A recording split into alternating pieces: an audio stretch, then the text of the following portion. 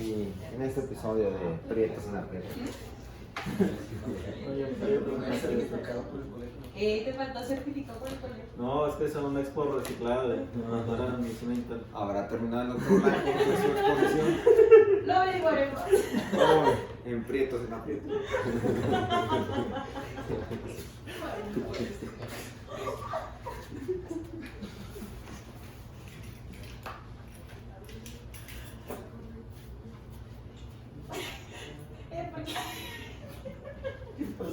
¿Qué tiene?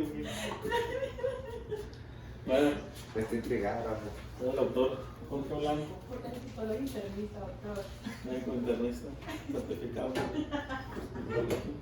No tengo conflicto de interés.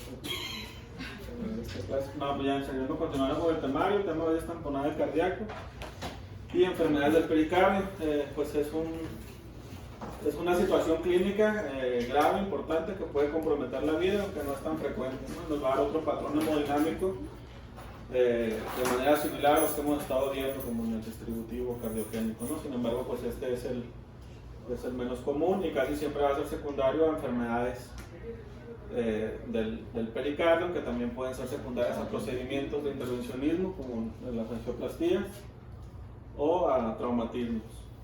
No sé si esto más.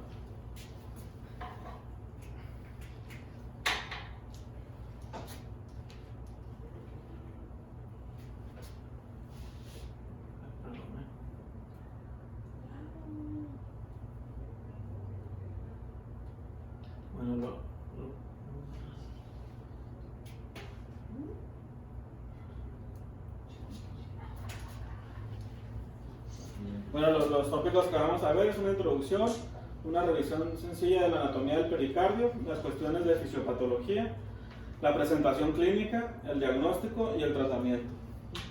Entonces, desde Hipócrates fue el primero que describió lo que era el pericardio, lo definió como una túnica suave y lisa que envuelve el corazón y que contiene una pequeña cantidad de líquido que es parecido a la orina. Pues básicamente es una serosa, ¿no? Que tiene un espacio virtual y que permite el deslizamiento de las capas entre ellas, y esto disminuye la fricción del trabajo mecánico del corazón. Posteriormente, pues varios hitos, ¿no? Galeno fue el primero en que describió un derrame pericárdico. El tamponamiento fue descrito en el siglo XVIII. Sin embargo, el primer tratamiento se llevó a cabo 200 años después. En el siglo XIX, Adolf Kussmaul definió lo que es una de las partes de los signos características de esta entidad, que es el pulso paradójico.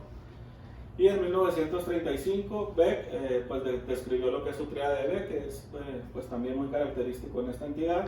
Y fue hasta 1964 cuando se describió un derrame pericárdico diagnosticado por ecocardiografía, que pues trajo un gran avance en el diagnóstico y en el tratamiento de esta enfermedad. En cuanto a la definición, pues esta va a ser una condición caracterizada por un aumento en la presión externa del corazón, que va a limitar el funcionamiento del corazón como bomba. Va a tener un deterioro de llenado en las cavidades cardíacas, especialmente en las del lado derecho, y esto va, a medida que aumenta la presión, va a ir generando que se vaya cayendo el gasto cardíaco. Es un síndrome clínico hemodinámico continuo. Vamos a tener cualquier derrame pericárdico, puede generar algo de alteraciones a nivel hemodinámico y a nivel ecocardiográfico. Sin embargo, va a ser clínicamente evidente pues hasta que este sea significativo, ¿no? Es una afección, como les mencionaba, potencialmente mortal, ya que, bueno, sobre todo cuando la caída del gasto cardíaco pues ya es importante, los pacientes pues van a terminar falleciendo de un paro cardíaco si no se resuelve la situación de manera urgente. En cuanto a la anatomía pericárdica, pues es una hoja visceral doble, una hoja serosa doble, una parte visceral que es la que va a estar en contacto con el endocardio y va a recubrir los grandes vasos y va a formar las venticias de estos. Este se va a reflejar y va a salir la otra hoja que va a ser la parietal.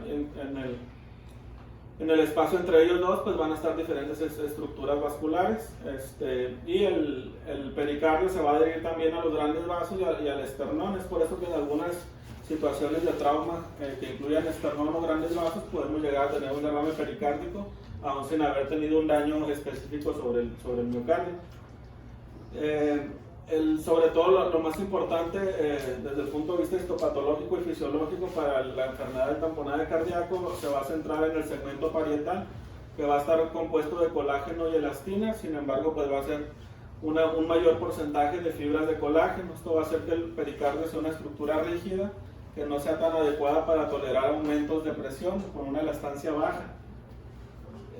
Pues el pericardio recubre de lo que es el tercio inferior de la vena cava superior hasta el vértice del corazón, y como les mencionaba, se adhiere a estructuras como esternón, diafragma y grandes vasos. Va a estar irrigado por las arterias pericardiofrénicas, que son dependientes de la mamaria interna, y va a estar inervado por el nervio frénico y por los troncos simpáticos.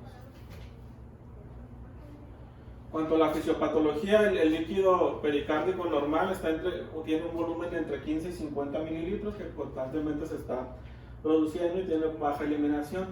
Esto permite, además de la lubricación, el equilibrio entre las presiones de la presión extrínseca del corazón y la presión de las cavidades cardíacas. Al acumularse un volumen en este espacio, más allá de el volumen de reserva que puede soportar este espacio, va a haber una elevación de la presión intrapericárdica, y esto va a generar que se igualen las presiones diastólicas y que las cámaras cardíacas colapsen con una restricción de llenado, y pues va a generar lo que es la caída del gasto cardíaco.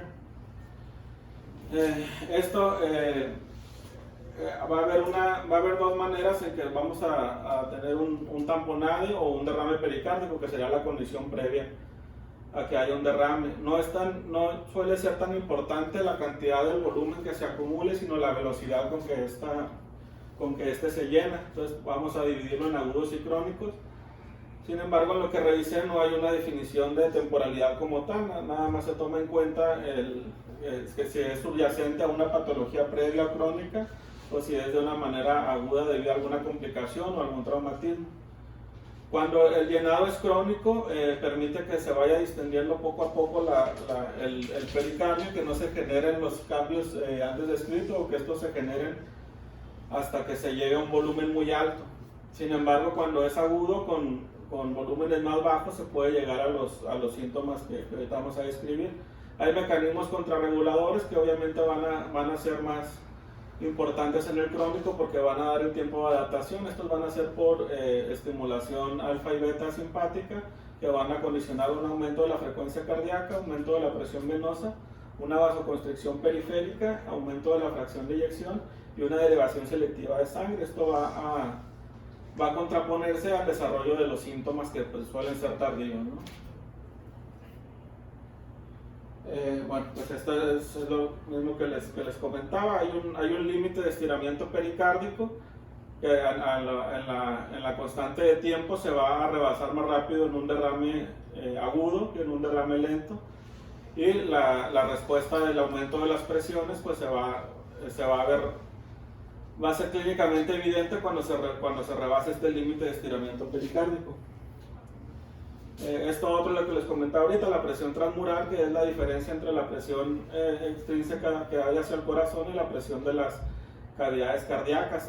Si la presión extrínseca rebasa a las cavidades de las cámaras cardíacas, pues va a haber un colapso y el deterioro del llenado. Nada más recordando pues, lo que ya hemos venido viendo, que el corazón izquierdo pues, es capaz de soportar mayores presiones, mientras el corazón derecho es muy sensible a las presiones. Por eso las cavidades derechas pues, van a ser las primeras en colapsarse cuando se desarrolla un tamponade. Como les mencionaba, parte de las funciones de este líquido es limitar la distensión cardíaca a corto plazo, va a facilitar el acoplamiento y la interacción entre las cavidades cardíacas, mantiene la relación presión-volumen y el gasto cardíaco en las cavidades, y mantiene la geometría del ventrículo izquierdo. Y en un efecto global sobre todo el corazón, pues igual lubricación, el equilibrio de las fuerzas gravitacionales e hidrostáticas, y además tiene cierta función inmunológica y también fibrinolítica. Hay un fenómeno que ocurre ya cuando el líquido se va acumulando y va causando la presión extrínseca sobre el corazón, que es la interdependencia ventricular, que ya hemos visto en otras patologías que involucran un aumento de las presiones en las cavidades derechas. Aquí es por los cambios de volumen que van a afectar al ventrículo del otro lado, y van a causar interferencia o interdependencia ventricular, que se conoce como efecto de Verheyen. Esta interrelación ventricular va a ser evidente en los casos de tamponamiento y esta va a ser la que nos va a generar el pulso paradójico. La presentación clínica entonces va a depender en gran parte a la tasa de acumulación del derrame pericárdico y a las causas subyacentes. Las causas subyacentes en general se describen precisamente las enfermedades del pericardio, que estas pueden ser de una gran variedad de etiologías. Una importante es las causas neoplásicas o de malignidad, que suelen dar derrames lentos, sin embargo suelen ser muy recurrentes. Puede ser cualquier proceso infeccioso, entre ellos los virales, también bacterianos o micóticos, neoplasias, tumores secundarios comunes de cáncer de pulmón, cáncer de mama, el mixoma, la tuberculosis, pues también es una causa importante de derrame pericárdica. También enfermedades autoinmunes o reumatológicos como el lupus, la enfermedad de Behçet, la enfermedad mixta del tejido conectivo, enfermedades de depósito como la amiloidosis y la sarcoidosis. Y hay otras menos comunes como las metabólicas, cuando un paciente ya sea con insuficiencia renal, insuficiencia cardíaca, con uremia. Algunos fármacos también pueden desencadenar el aumento de este volumen, la fenitoína, doxorubicina y ciclofosfamida son los más descritos, o pueden ser iatrogénicos después de procedimientos o cirugías cardíacas invasivas. También por anticoagulación y pues lo que comentamos ahorita de las enfermedades reumatológicas. En la guía europea, que no se ha actualizado desde el 2015, sin embargo hay una revisión del 2020, dividen las causas de una manera más amable, ¿no? En causas frecuentes y causas poco frecuentes. Las causas más frecuentes pues van a ser pericarditis consideradas idiopáticas o secundarias a tuberculosis, las iatrogénicas relacionadas con los procedimientos invasivos o en los postoperados de corazón, los traumatismos y las neoplasias o enfermedades malignas, y de manera menos frecuente las enfermedades del colágeno, las inducidas por radiación, las posteriores a infarto de miocardio, las desencadenadas por uremia, disección aórtica, infección bacteriana o neumopericardio.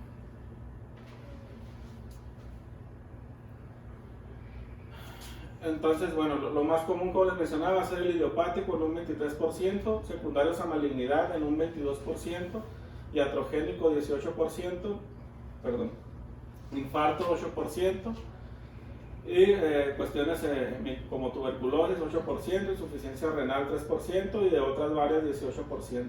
Lo ideal sería que cuando tuviéramos un derrame pericárdico o un tamponade, pues como cuando es un derrame pleural, ¿no? Estudiáramos ese líquido y pudiéramos clasificarlo según sus características bioquímicas en trasudados o exudados.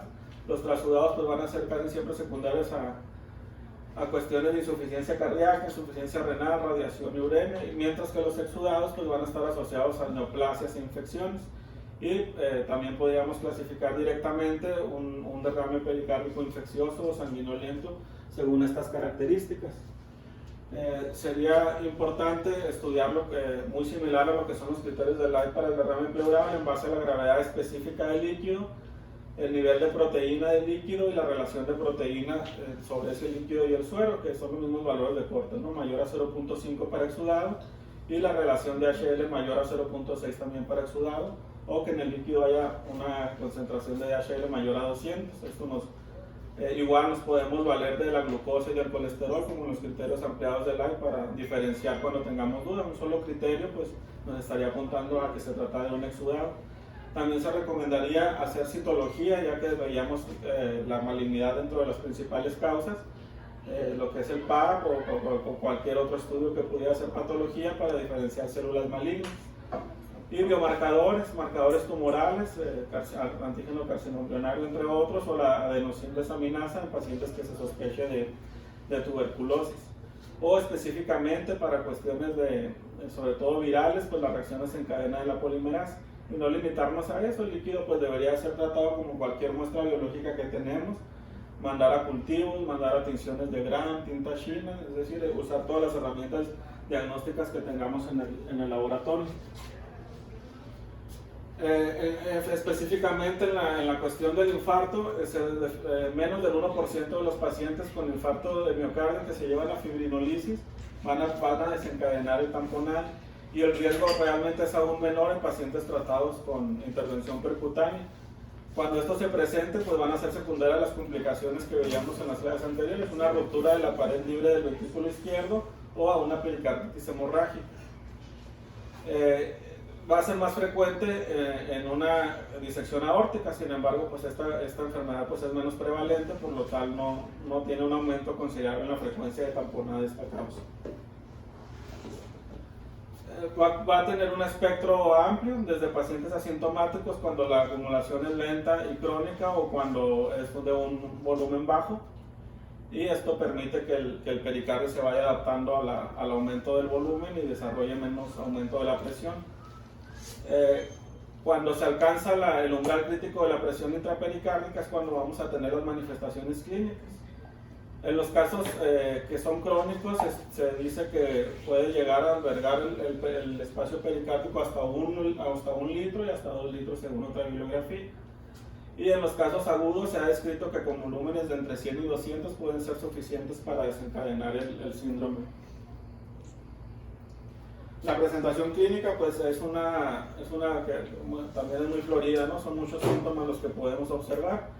Uno pues va a ser la disnea, lo más frecuente es que haya taquicardia, sin embargo si hay estimulación vagal o es una fase tardía ya del cuadro podemos observar bradicardia. La hipotensión también va a ser un signo tardío y cuando se presenta puede ser de manera abrupta y ser la condición que lleva al paciente a la muerte. Otro es el aumento de la congestión venosa a nivel yugular, y otro es el pulso paradójico, que esto pues básicamente es medir la presión y ver si hay una diferencia en la medida al momento de la expiración. Cuando es mayor esta diferencia de 10 milímetros de mercurio, que sea menor, pues se habla de que es un pulso paradójico. No es específico del tamponada, hay otras enfermedades en las que pudiéramos verlo, ¿no? Como en pericarditis constrictiva o incluso también en tromboembolias masivas, ¿no? En sí lo que podemos rescatar es que el tamponade clínico es una etapa posterior a todo el desarrollo fisiopatológico que ya vimos, donde ya va a haber compromiso de las cavidades y de las válvulas. Entonces hay que enfocarse sobre todo en las cuestiones clínicas para detectarse en fases precoces y poder decidir en qué momento se puede realizar una toracocentesis antes de que el paciente nos caiga en inestabilidad hemodinámica. Aquí suele haber gran discusión cuando pedimos a lo mejor alguna valoración por cardiología y nos dicen un derrame pericárdico cuando no es lo mismo que tenga compromiso hemodinámico o inestabilidad hemodinámica. Si el paciente tiene alguno de estos síntomas, pues se va a considerar un compromiso hemodinámico. Sin embargo, si el paciente pues ya tiene datos de shock, ahí sí sería una inestabilidad hemodinámica y tendríamos que actuar de manera urgente para drenar ese líquido.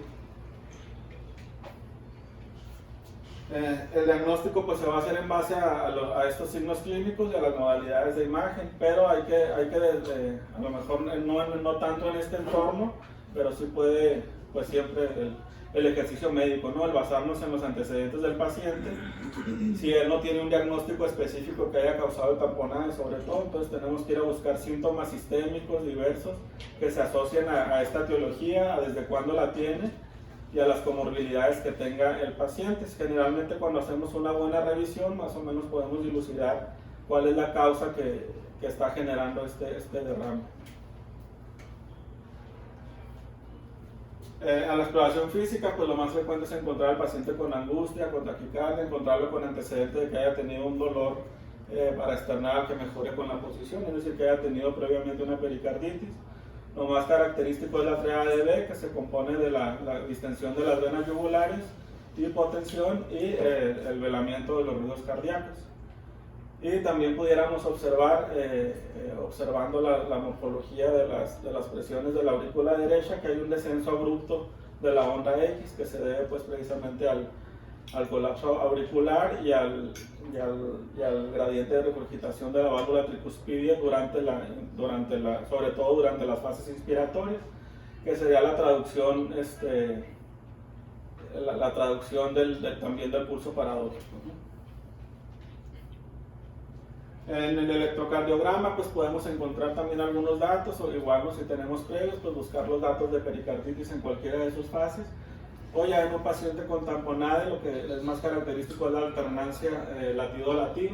Esto se da pues por un corazón que está flotando, que puede balancearse y que ese balanceo modifica los vectores de transmisión de la conducción en cada uno de los latidos. Tampoco es algo que sea patognomónico de la enfermedad y pudiéramos encontrar en otras entidades clínicas, ¿no? Pero pues sí incluso puntúa para hacer el diagnóstico en una escala que vamos a revisar al final.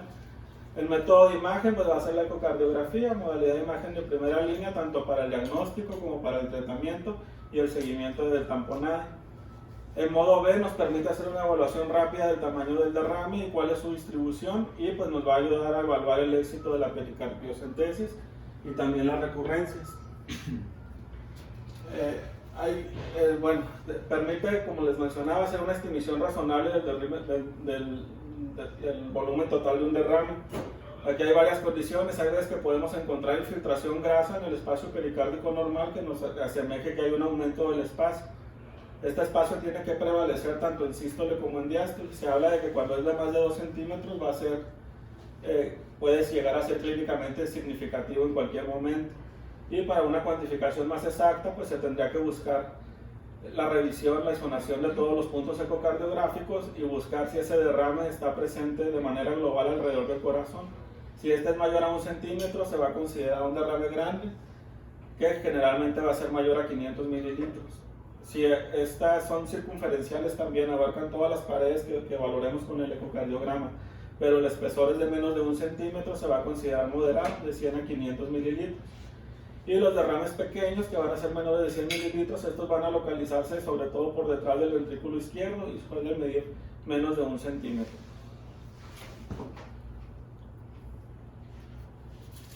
Los signos ecocardiográficos característicos pues va a ser que identifiquemos cambios respiratorios recíprocos anormales en las dimensiones ventriculares durante cada ciclo respiratorio, ya sea el colapso de la aurícula y el ventrículo o la interdependencia ventricular. También si el derrame pues ya es muy grande, como en la imagen, pues podemos ver cierto colapso de las cavidades izquierdas. Podemos observar otros datos indirectos como la dilatación de la vena cava inferior y una ausencia de variaciones con la respiración. O utilizando el Doppler podemos ver variaciones respiratorias exageradas en los flujos mitral, aórtico y tricuspidio.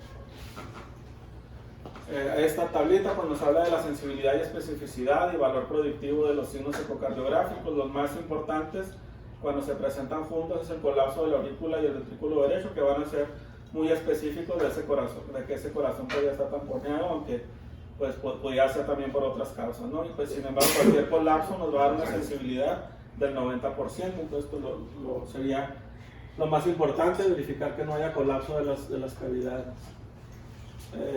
Bueno, pues esto es más de lo mismo. Lo primero, pues presencia siempre del derrame pericárdico, la vena cava inferior dilatada, el flujo anómalo de las venas hepáticas por regurgitación, las dimensiones del ventrículo izquierdo reducidas, la evaluación con el Doppler que nos diera un gasto cardíaco reducido, y características adicionales como el colapso de la cavidad cardíaca derecha,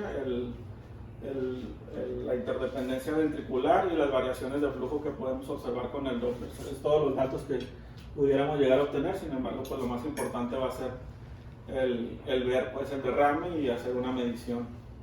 Otros estudios de imagen que pues ya no van a ser tan específicos ni tan sensibles, por ejemplo la radiografía de tórax.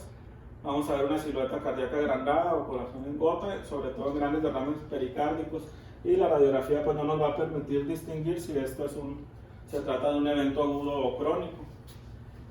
Se habla que para ver un corazón así, al menos una radiografía con estos datos, al menos tendríamos que tener un volumen de 200 mililitros para que pudiéramos ver este fenómeno. Otros estudios de imagen, pues los estudios tomográficos o de resonancia magnética, estos sobre todo de utilidad en derrames que son complejos, que están loculados, que ya han fracasado a un drenaje o que son recurrentes. Sobre todo los de las etiologías neoplásicas e infecciosas, pues van a ser los que nos den este tipo de derrames, donde se tenga que hacer incluso una reconstrucción de imagen para una evaluación tridimensional y de esta manera complementar un abordaje guiado. Los datos que podemos ver es un corazón aplanado, un seno coronario comprimido, un arqueamiento del tabique y aumento del tamaño de la vena cava superior y vena cava inferior. Es un ejemplo del trabajo que hacen los drenajes para caracterizar el derrame y hacer,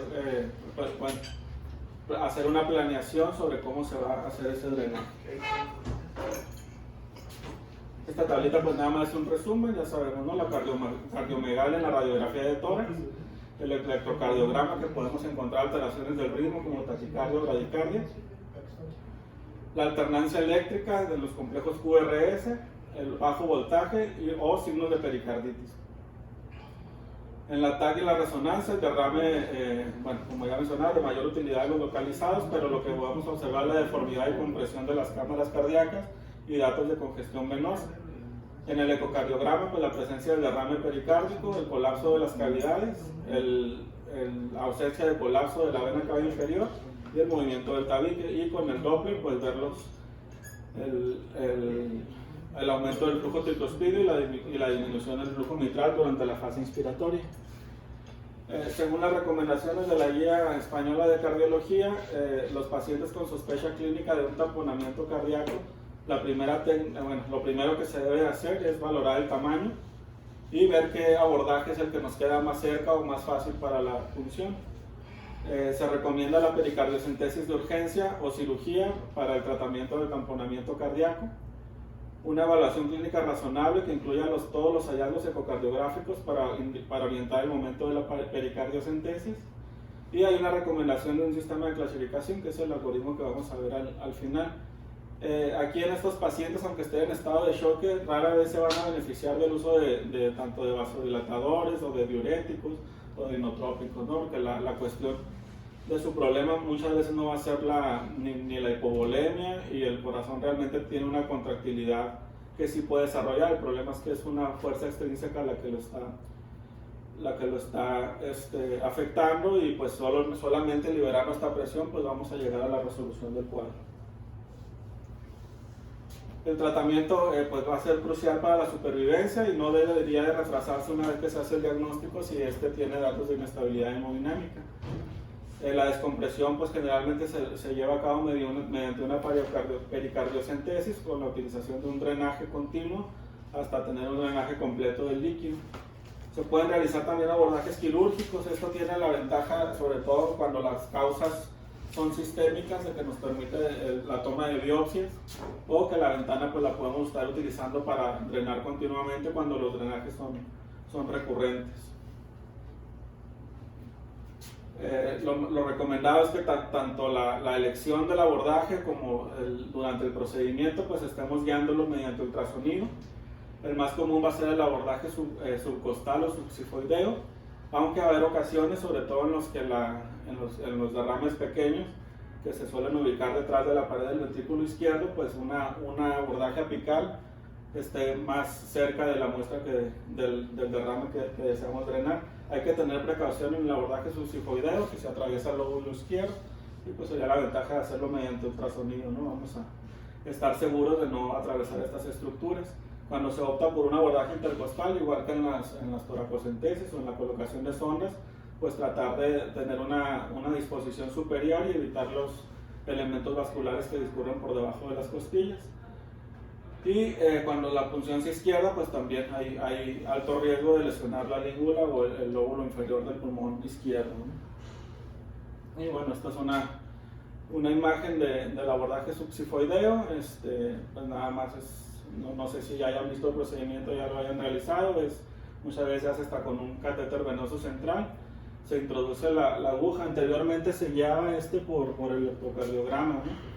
Íbamos viendo el trazo, y cuando había una alteración en el ST es porque la aguja había tocado fibras del miocardio. Entonces ahí nada más te regresabas, y si te daba flujo pues continuabas ya con el cateterismo, y con una aguja de 3 vías ibas drenando poco a poco. Habitualmente pues les digo, esto ya lo más recomendado es hacerlo guiado por ultrasonido. Esta es una imagen que nos muestra las diferentes ventanas, los diferentes sitios de abordaje. Una vez que ya valoramos mediante estudio de imagen en dónde sería más factible o más favorable para el paciente iniciar con ese drenaje. Dependiendo de la etiología, sobre todo en los casos recurrentes, puede haber una extravasación continua del líquido del espacio al pericardio una vez que se hizo la pericardiocentesis. Entonces, en ocasiones suelen colocar un drenaje o dejar el catéter salido, pero cerca de las capas pericárdicas durante 48-72 horas hasta que deje de drenar. Siempre después de una pericardiocentesis hay que tener una vigilancia mediante ecocardiograma y valorar cuando haya sido incapaz de drenar la acumulación de líquido sangre o haya una obstrucción en el drenaje. Se puede optar por un lavado con heparina o hay que reposicionar ese catéter. Los derrames con gasto continuo recurrente pues deben de ser valorados para una ventana pericárdica hecha de manera quirúrgica o una pericardiotomía percutánea con balón. Realmente no conozco el procedimiento, es más o menos el mismo procedimiento, la introducción de la aguja, nada más que el catéter va con un globo y bueno, se tiene que dilatar para que pase el globo. Una vez que el globo está entre la capa pericárdica y la piel, pues se infla el globo con 20 milímetros hasta que deja de verse la cinturita del globo y esto va a crear la apertura en el pericardio para que el líquido pues vaya saliendo. Y para cuestiones donde sea imposible realizar un abordaje primario por pericardiocentesis o haya fracasado, pues ya esto es conferente a otra especialidad, otra habilidad quirúrgica, donde tienen que hacer un drenaje quirúrgico, pues ya sea abierto o por toracoscopía también hay algunas técnicas, ¿no? Esto es pues vital sobre todo en los derrames que están oculados o que el líquido es muy denso, que ya se taparon las zonas de pericardiocentesis. Este es el algoritmo que se propuso en la revisión del 2020, consiste en hacer varias evaluaciones a lo largo del abordaje diagnóstico del paciente e ir haciendo una puntuación que nos puede ayudar a decidir qué tan urgente es que drenemos este derrame que les comentaba ahorita, ¿no? No es lo mismo compromiso hemodinámico que inestabilidad hemodinámica y a veces es difícil. Podemos tener al paciente con disnea, con taquicardia y aún así, sobre todo si interconsultamos, que no nos quieran realizar la pericardiocentesis, ¿no? Entonces, consiste, lo primero, hay que puntuar según la etiología del derrame. Los que más van a puntuar es cuando sospechemos o tenemos certeza de que es secundaria a tuberculosis o cuando es secundaria a malignidad, van a dar 2 puntos cada uno. Los demás, ya sea por radioterapia, por infecciones virales, por hipotiroidismo o por otras enfermedades sistémicas, pues van a darnos 1 punto. En el paso 2 tendríamos que puntuar la presentación clínica del paciente. Aquí lo que más nos va a dar puntaje es que el paciente tenga ortopnea o que tenga oliguria o también que la instauración del cuadro haya sido muy rápida. Hay algunas que puntúan bajo, como la hipotensión y el dolor pericárdico. Sin embargo, pues también cada uno de ellos nos va a ir puntuando para un puntaje final que nos va a ayudar a tomar la decisión. En el paso 3 sería evaluar la información que obtuvimos mediante los estudios de imagen. Aquí lo más relevante es cuando veamos el derrame pericárdico circunferencial en todas las paredes que sea mayor de 1 centímetro, que nos hablaría de un derrame pericárdico de más de 500 mililitros. Y pues los otros datos que veíamos ahorita, ¿no? Tanto de las cavidades como de la vena cava inferior nos van a ir puntuando. Todo esto no se va a hacer si hay una indicación urgente para realizar la pericardiocentesis, que sería una disección aórtica, una ruptura de la pared del ventrículo, de la pared libre del ventrículo izquierdo, un trauma severo con datos evidentes de derrame pericárdico, o que se haya sido una cuestión iatrogénica secundaria a una intervención percutánea. En ese caso, pues nos olvidamos del puntaje y tenemos que realizar la toracocentesis de manera urgente. En todos los demás casos, un puntaje mayor a 6 nos habla de que tendría también que hacerse de manera urgente la pericardiocentesis. Si el puntaje es menor a 6, se hablaría que el paciente estaría hemodinámicamente estable y tendríamos de 12 a 48 horas para valorar si realmente el paciente va a requerir ese drenaje. Y eso sería todo.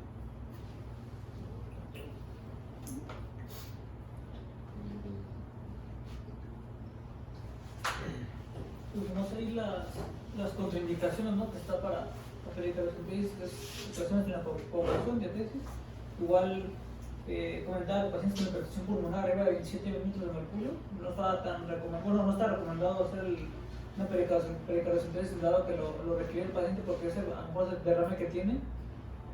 puede ser compensatorio y al nosotros drenarlo se descompensa más el paciente, ¿no? Que son de las que leí, las dos contraindicaciones que estaban para realizar la pericardiocentese, ¿no? Pero eso es en el derrame crónico. Ajá, pero están Sí, pues. las entamponadas y ya está como tal. Sí, se inauguró. Pero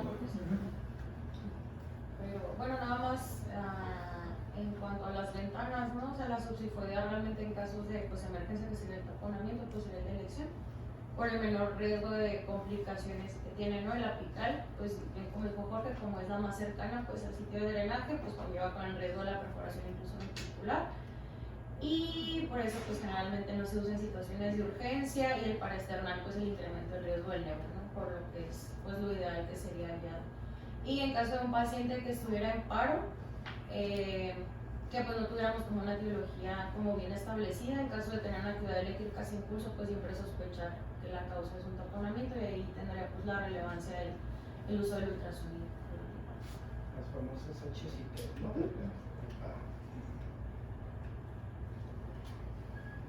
No, bueno, yo para comentar, pues encontré un término del taponamiento mediastinal como tengo pacientes que han tenido una contusión en tórax.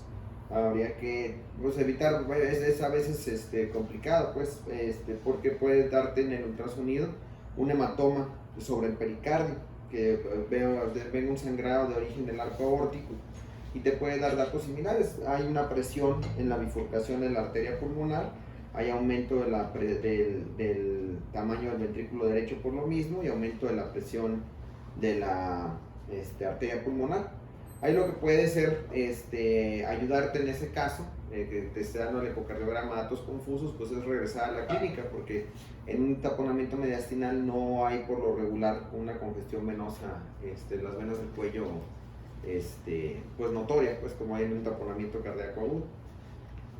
Además, pues por lo regular sí hay un descenso en hemoglobina pues, en el paciente que te puede orientar a eso. Sin embargo, pues dicen que sí, el diagnóstico es complicado. El otro dato que vi y se me hizo interesante, pues es una de las complicaciones del derrame pericárdico cuando no se trata de manera adecuada, sobre todo cuando no se da colchicina, que te puede dar recurrencia. Las recurrencias no son tan comunes, pero sí, pues sobre todo dependen de la etiología. Es mucho menos en las que son de origen viral o idiopáticas. Que de hecho esas muchas veces los derrames pericárdicos ni siquiera requieren ingreso a la terapia, pero cuando son de origen isquémico o neoplásico y sobre todo bacteriano y no recibieron el tratamiento correcto, pueden volverse recurrentes o evolucionar a una pericarditis constrictiva. En ese caso pues se va escalando, se va subiendo el tratamiento antiinflamatorio de AINES, colchicina y esteroides como última terapia. Si estas tres no funcionan, pues entonces ya te pasarías al uso de aciatoprina, inmunoglobulina o incluso agentes como el Anquir, que es para ese tipo de situaciones. Son los derrames ocasionados por celulitis y enfermedades autoinmunes, ¿no? Fíjate que lo que más raro me ha tocado es un neumopericardio en un paciente con herida por producir arma de fuego, que de hecho, pues, ¿cómo lo hizo? No sabemos. Hizo un neumopericardio. ¿Alguien revisó algo de eso? ¿O se mencionó algo de eso?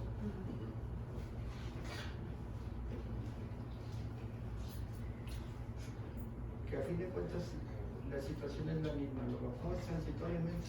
Es el paciente con contubución torácica, lesión esofágica, hundió un bronquio y por la onda expansiva se abrió ahí el pericardio. Entonces, estuvo simpático ese caso. Es más importante marcarlo del patrón hemodinámico, porque igual es solamente pregunta de examen, ¿no? Cómo van estas lesiones de llenado, sobre todo el lado derecho, la presión auricular derecha, ventricular derecha y presión capilar, encadenamiento pulmonar. En ese caso, que es más frecuente que se presente el caso en cardio, como un paciente postquirúrgico, usualmente con presión llenado de enclavamiento pulmonar de 15, 18, con volúmenes diastólicos bajos, ¿no? Son muchas la clave de diferencia en la TEP, que se ha incrementado los dos. Y lo de llenado, pues no importa eso, no importa tanto como dices tú el volumen, sino el tiempo, ¿no? Tiempo, porque puede ser incluso 100 mililitros y están condicionando fricción global.